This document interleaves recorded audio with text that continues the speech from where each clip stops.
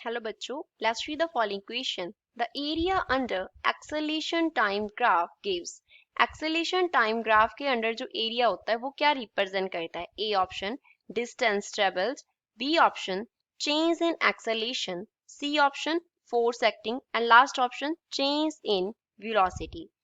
So first of all, we will talk about the key concept used in the question. इस question में क्या key concept use हो रहा है?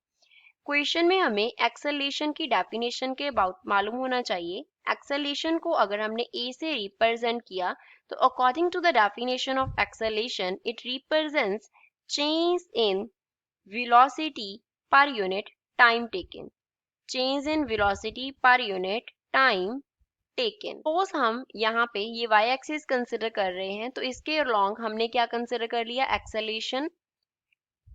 Acceleration is along y axis और इस एक्सिस के लॉन्ग एक्स एक्सिस के लॉन्ग क्या कंसिडर कर लेते हैं? टाइम। सपोज जो लाइन है हमारे पास ग्राफ का लाइन है वो ऐसे स्ट्रेट लाइन है तो यहाँ से इसके अंडर एरिया क्या होगा? अगर ऐसे हम एक परपेंडिकुलर ड्रॉ करें तो जो शेडेड पोर्शन बन रहा है ये सारा ये क्या रिप्रेजेंट कर रहा है? Area under acceleration time graph को रिप्रेजेंट करता है।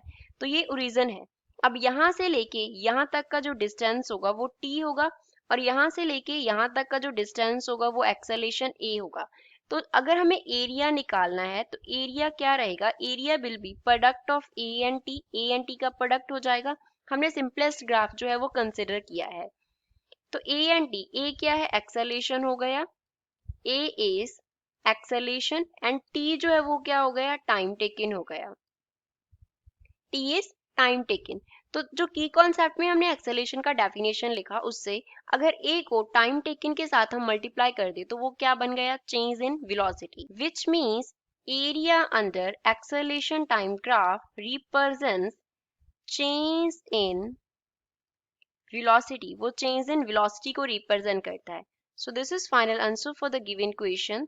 तो गिवन ऑप्शन में से लास्ट इसका करेक्ट आंसर है। I hope you understood well. Thanks.